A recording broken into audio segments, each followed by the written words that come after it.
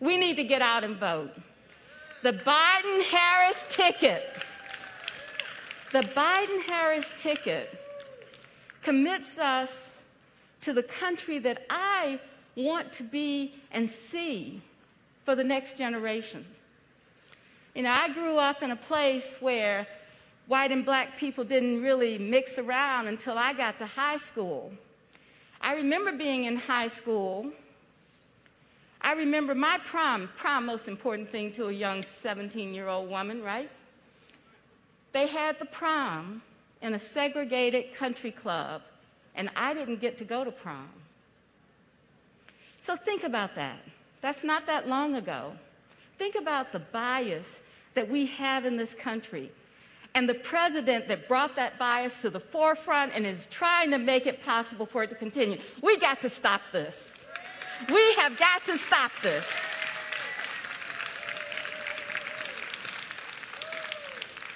So what I say to you is we can welcome Senator Harris, and she's going to talk to us about what change means when we support her.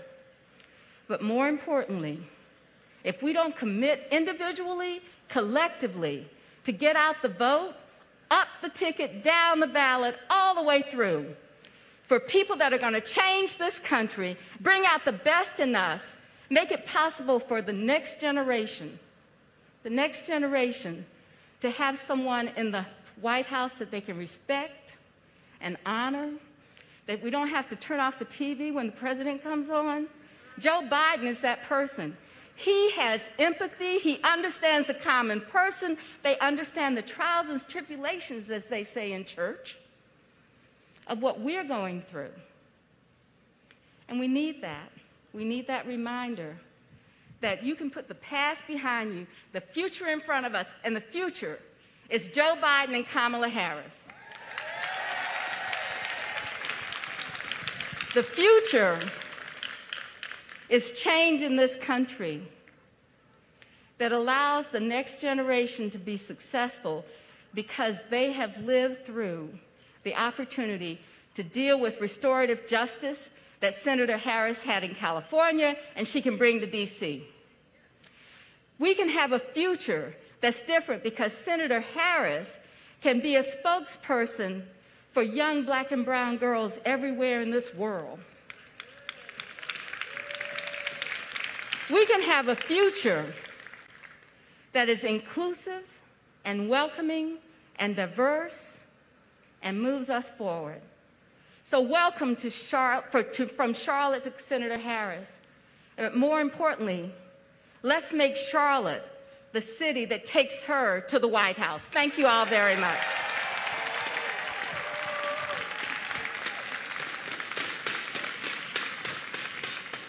Please welcome to the stage head coach of Duke University women's basketball, Kara Lawson. Well done.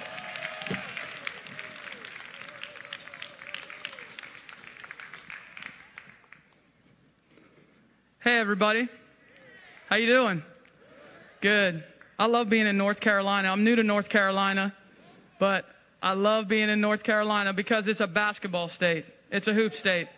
And if you'll forgive me a little bit, most of my analogies revolve around the sport of basketball because it's where I spent my whole life. I played 13 years in the WNBA. Thank you. I represented this great country in the Olympics and won a gold medal.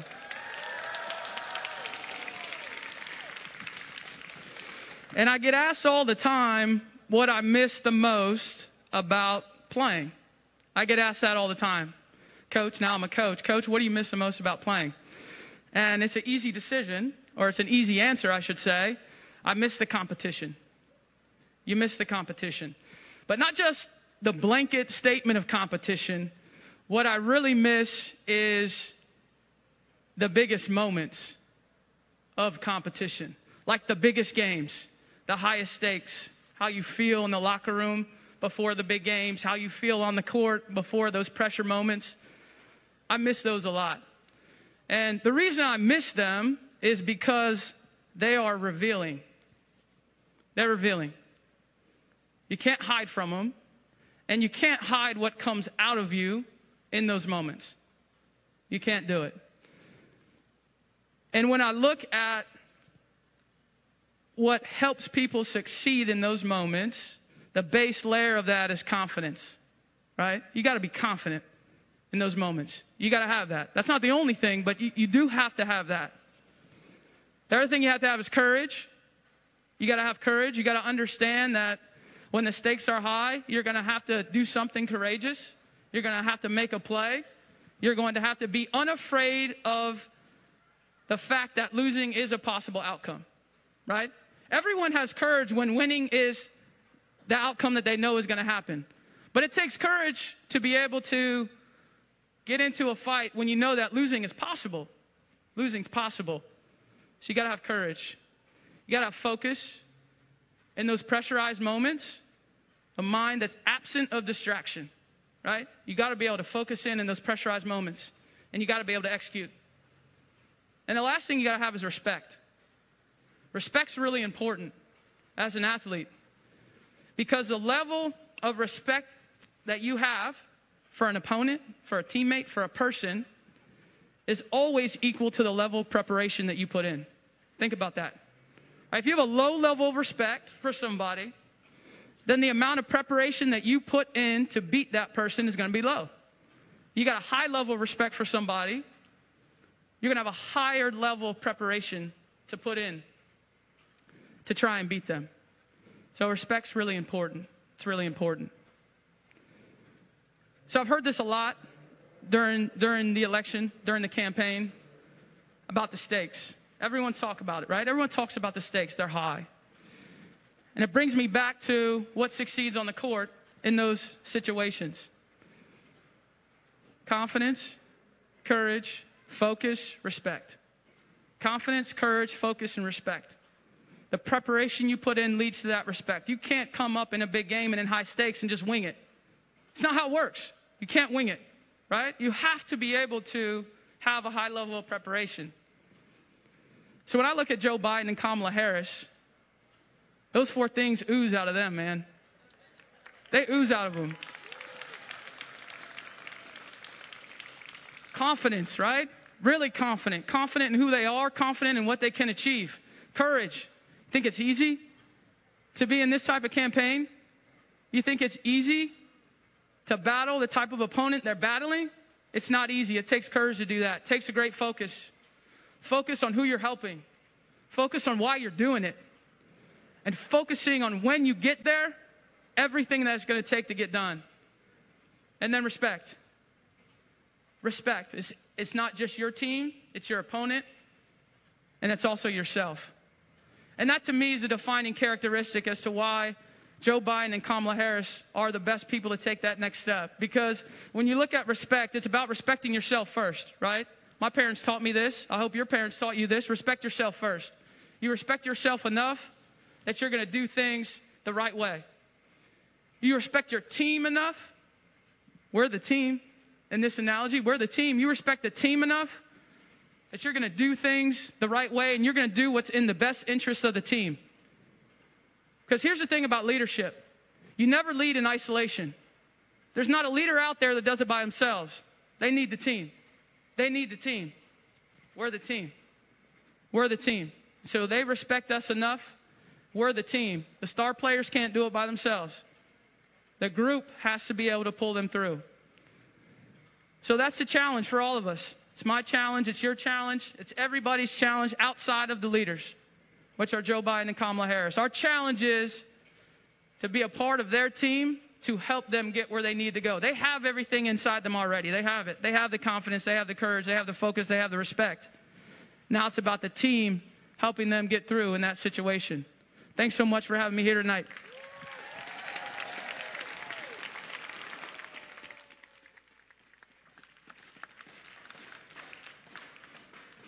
Please welcome to the stage, Reverend Robert W. Lee. Hey, y'all. I know I've got to get off soon because you got to see someone else, but I wanted to say something really quick. I'm the descendant of Confederate General Robert E. Lee, and I want to say something tonight emphatically and unequivocally that white supremacy is wrong. It is evil. It is going to hell. Now, if a descendant of Robert E. Lee can say that, why can't our president say that?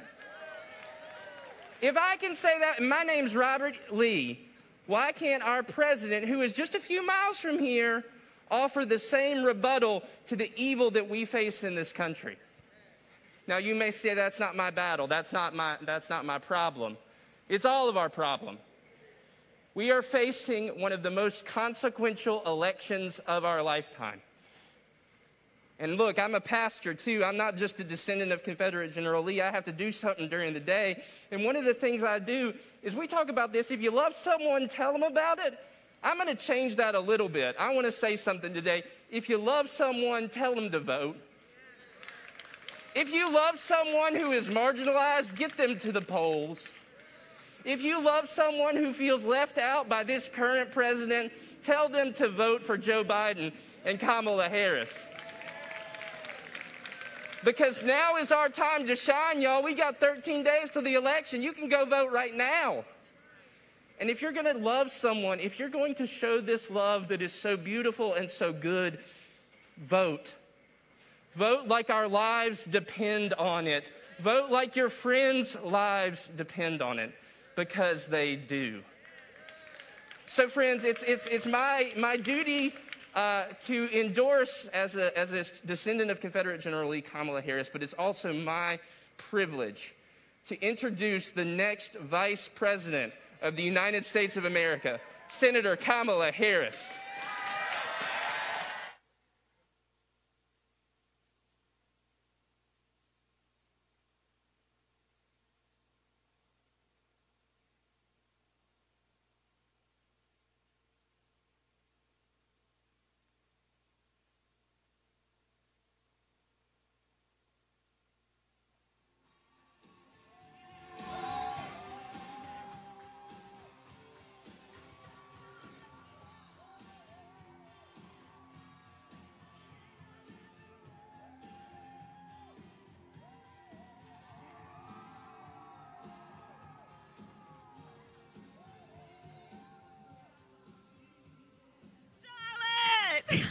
What's up, Charlotte? Hi. Hi, everybody. Where's Reverend Lee? Where'd you go? Thank you, Reverend Lee. I agree. If you love, there you are. If you love somebody, tell them to vote. And I love you, so please vote.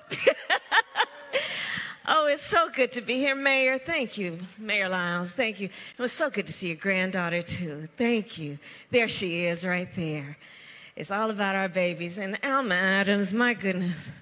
Just, you are a sister, a friend, a mentor. You encourage me every step of the way, and you are always there for me. Thank you, North Carolina, for the leaders that you have elected, the leaders that you bring to speak not only about the concerns and the needs of the great state of North Carolina, but they are national leaders. So I want to thank you for that. It's so good to be with you. We have 13 days to go. 13 days to go and not a minute to spare. Not a minute to spare. And there is so much at stake. There's so much at stake. You know, here's the thing. The reason that we are all here together right now is because we love our country.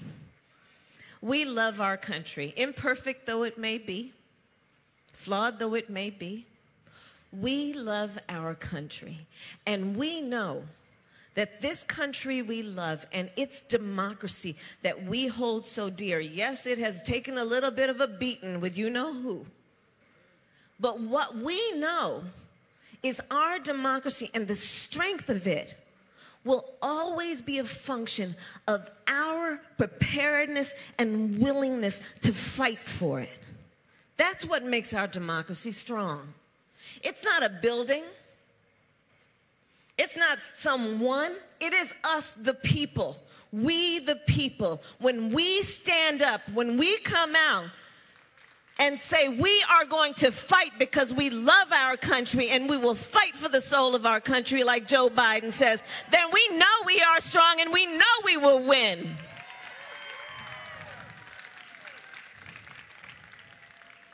And there's so much at stake. You know, look, Joe and I talk about it. You all have heard. You're living it. We're in the middle of at least four crises right now, right? We're in the middle of a crisis caused by this pandemic that is a public health crisis. We're looking at over 220 million Americans who just in the last several months died. You know, it breaks your heart. Many people who without their loved ones because of the nature of the virus, without somebody to be there with them in the hospital and hold their hand, in their last days on earth, were by themselves. We're looking at over 8 million people in our country who have contracted the virus with untold long-term impact. We're looking at over 30 million people that because of the economic impact of this virus have had to file for unemployment. People are talking about this recession and comparing it to the Great Depression. That's how bad it is. People are standing in food lines, driving up and parked in food lines, praying they can get to the end of the line before the food runs out. 1 in 5 mothers is describing her children in America as being hungry. 1 in 7 renters in North Carolina described not being able to pay their rent last month. Meanwhile, thanks to Bob Woodward, we know Donald Trump was informed of the nature of this back on January 28th. Can you imagine if you had known on January 28th what you knew today? Can you imagine how you as a parent or a small business owner might have been able to prepare yourself, your family, the people who rely on you? He knew that it was airborne, knew that it would kill 5 times as likely as the flu, knew it would impact children, and he sat on that information. He did not tell the American people. He covered it up. He called it a hoax. He suggested that if you wear a mask, he knew it was airborne. If you wear a mask, well, in Donald Trump's mind, there's a ledger, and you're on one side of the ledger, his side of the ledger. If you don't wear a mask, you're on another side of the ledger if you do. And remember, the President of the United States is the Commander-in-Chief of the United States, who is supposed to have as his first priority the health and well-being of the American people.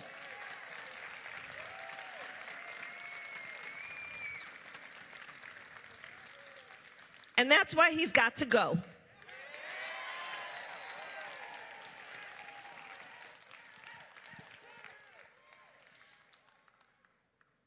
We're looking at these 4 crises taking place at once. We're looking at the public health crisis, the economic crisis, the long overdue national reckoning on racial injustice. By the way, let's not forget, on the topic of you-know-who, that he stood on that debate stage, last debate, with the great Joe Biden, and refused to condemn white supremacists. Said, stand back and stand by. People have been asking me, journalists, well, you know, do you think he's a racist? Yes. Yes, I do. And there's a pattern here. Because I don't say that lightly. One should never say that lightly. But there's a pattern here. Think back to Charlottesville, where people were peacefully protesting on the issue of racial injustice. A young woman was killed. And on the other side, you had a group of neo-Nazis that were carrying tiki torches and shouting racial epithets, anti-Semitic slurs, wearing swastikas. And the President of the United States of America said, find people on both sides. Call Mexican people rapists and criminals. A Muslim ban is one of his first acts when he got in office. We're dealing with so many crises. We're dealing with the climate crisis. You know, I did an event earlier, so I'm here in North Carolina, but in between I'm also doing virtual events.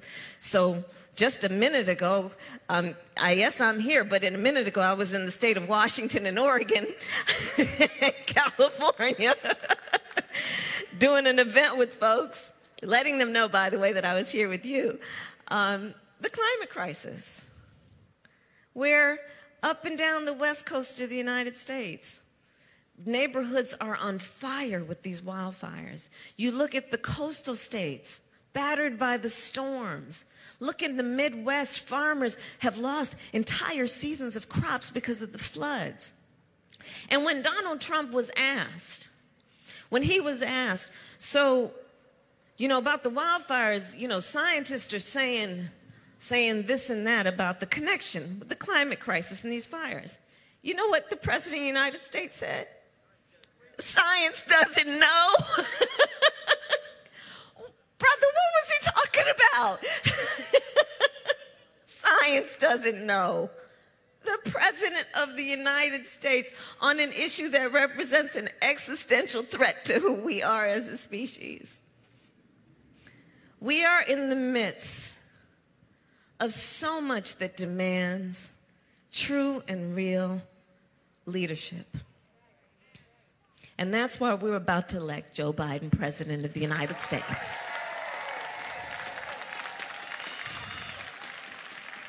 That's what we're going to do, and we're going to do it together. And we've got 13 days to get this done. We've got 13 days to stand up and speak loudly about who we really are as Americans and as a country. We are going to stand with Joe Biden because, you see, Joe knows that when we're talking, for example, about the economy, you know, if you ask Donald Trump, how's the economy doing, he'll say, great, right? Then you ask, well, how so would you measure the greatness of this so-called economy of yours? And he'll talk about the stock market. He'll talk about how rich people are doing. That's why they passed that tax bill benefiting the top 1% and the biggest corporations in America. You ask Joe Biden, how's the economy doing? And Joe Biden will say, well, let's talk about how American working people are doing, how are American families doing. That's how Joe Biden measures the success of the economy, which is why, as a first order of business, we will get rid of that tax cut benefiting the top 1% and the biggest corporations in America. Which is why we will not increase taxes on anyone making less than $400,000 a year. Which is why we will say that working families should not pay more than 7% of your income in child care. Which is why we will say we know that home ownership is one of the greatest ways that any family can grow their wealth and intergenerational wealth. And so there will be a $15,000 tax credit for new home buyers to help you with that down payment and closing costs. That's what a Biden-Harris administration will do when we talk about what we need to do to address this economy. Let's talk about health care, shall we? Let's talk. We're in the midst of a public health crisis.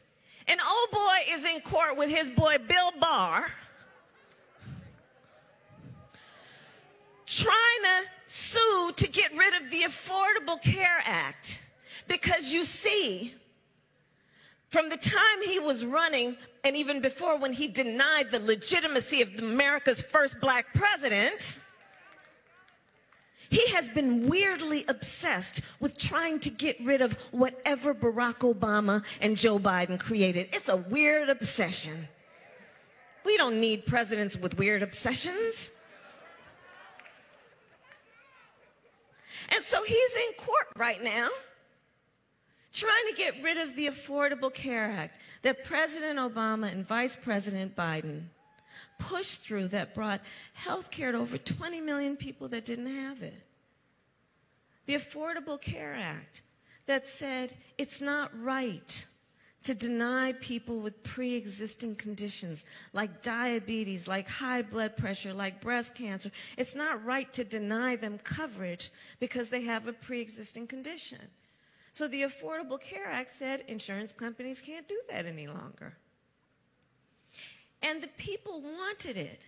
But remember history, recent history.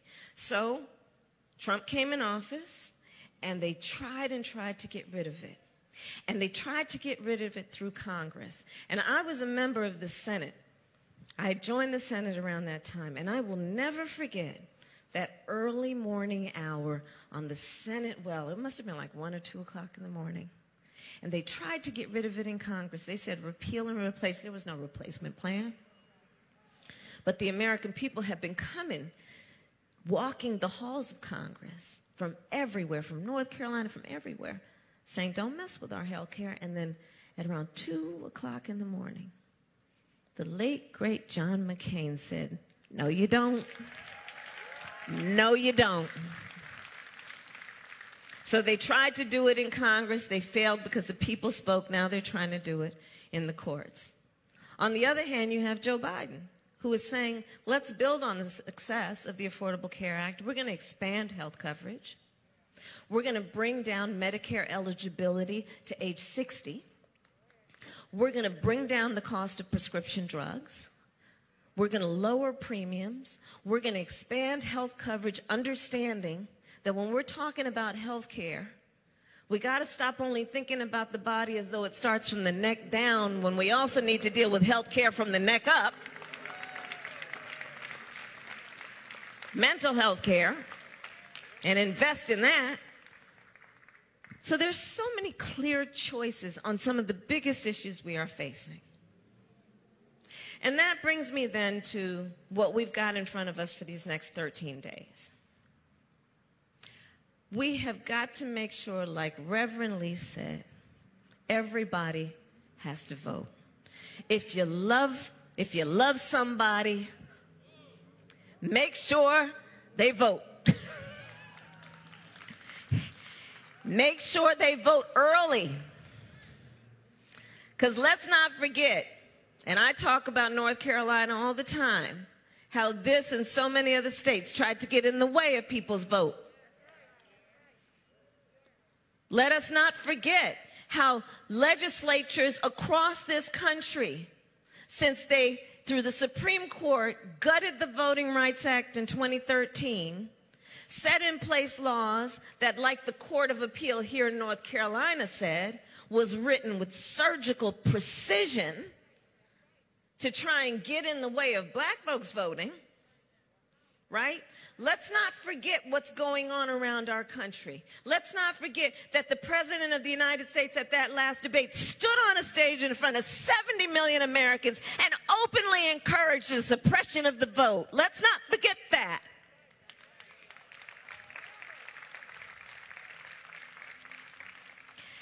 And let's ask why. Why are all these powerful people around the country passing these laws to try and confuse us, to try and get rid of drop boxes for people to drop off ballots, trying to make people have to fill out 2 different envelopes and have somebody else sign it, trying to mess with the post office. The post office! The post office! Why? Right, baby, the post office. And we have to ask, why are they doing this? And I'll tell you why. And we know why. Because they know our power when we vote. They know our power when we vote. When we vote, things change. When we vote, we win.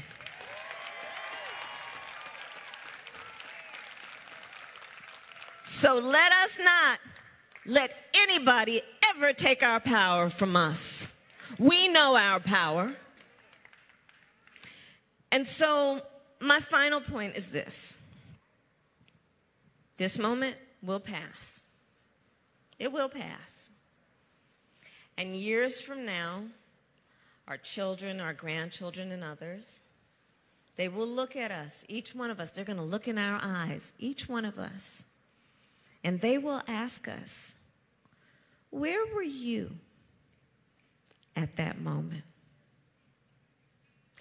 And what we're going to be able to talk about is so much more than just how we felt. We are going to tell them what we did. We are going to tell them we were hanging out in this beautiful field. We're going to tell them we were just hanging out together on this beautiful night in Charlotte. We're going to tell them about how we organized folks. We're going to tell them about how we voted early. We're going to tell them about how we talked to our neighbors and our friends and our co-workers about what's at stake. We are going to tell them that we stood up and we fought for our country because we love our country and we are better than this. We will tell them we elected Joe Biden president of the United States. Thank you.